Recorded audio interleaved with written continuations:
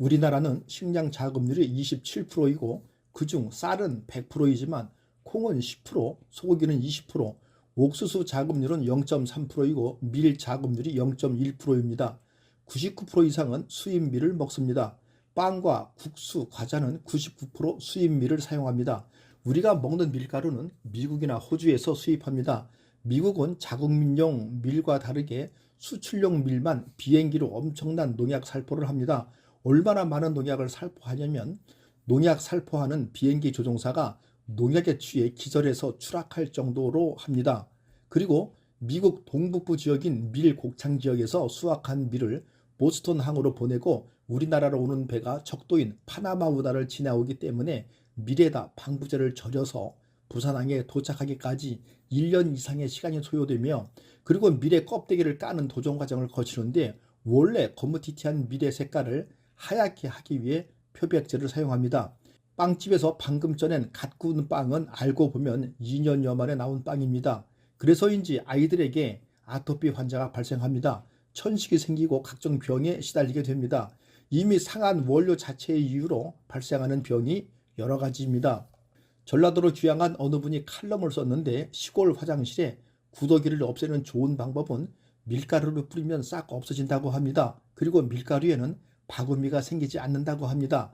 밀가루는 화학 덩어리입니다. 밀가루는 과자, 빵, 국수 등 사용되는 빈도가 많은 재료라서 알레르기가 있다면 불편함이 큽니다. 불과 10년 전만 해도 국내는 물론 해외에서도 드물게 발견되던 셀리악병이 최근 급증하고 있습니다. 셀리악병은 밀가루 음식을 소화시키지 못하는 소화장애를 말하는데 정확히는 밀, 보리, 호밀, 귀리 등에 함유된 단백질, 글루텐을 흡수하지 못해 소화기관의 점막세포에 염증이 생기는 병입니다.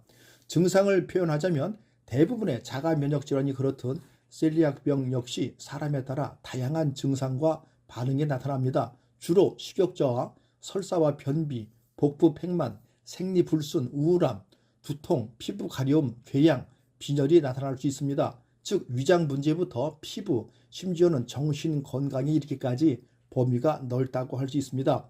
혹시라도 밀가루 음식을 먹고 배가 아프거나 피부가 가려운 경험이 있었다면 글루텐 민감성이 있는 것으로 의심해 볼 수 있는데 심한 경우 피부에 오톨도톨한 발진이 올라와 건선이나 아토피와 헷갈릴 수 있습니다. 만약 셀리악병 진단을 받았다면 이미 상태가 악화되어 있을 확률이 높습니다. 하지만 병까지는 아니더라도 글루텐에 민감도를 보이는 증상이 있다면 밀가루를 먹은 날은 확실히 증상이 심해지는 걸 알 수 있습니다. 밀가루의 경우 적게는 2시간에서 3시간부터 많게는 며칠이 지난 뒤에 증상이 나타날 수 있어서 그렇기에 피부가 가렵거나 소화를 못하는 증상이 나타난다면 해당 음식을 먹지 않도록 주의해야 합니다. 밀, 보리, 귀리, 메밀 등이 들어가지 않은 음식을 한 달만 멀리해도 증상이 나아지는 걸 확인할 수 있을 겁니다. 물론 대부분의 맛있는 음식은 밀이 들어있을 수 있어 라면, 파스타 등 면 요리를 좋아한다면 괴로운 시간이 되겠죠. 하지만 심한 경우가 아니라면 평생 밀가루를 먹지 말아야 하는 건 아니지만 우선 정상의 상태로 돌이킨 다음 적당히 식이 조절을 하면서 관리해 줘야 합니다. 때로는 어쩔 수 없이 밀가루를 먹게 되는 경우가 있는데요. 그럴 때는 장의 소화를 돕는 효소를 따로 섭취하는 게 중요합니다. 우리가 즐겨 먹는 밀 음식은 서구 유럽이나 미국에서 먹는 밀이 아니라는 사실이 중요한 것 같습니다. 감사합니다. 굿라이프 인생 후반전의 마에스트로 닥터이었습니다.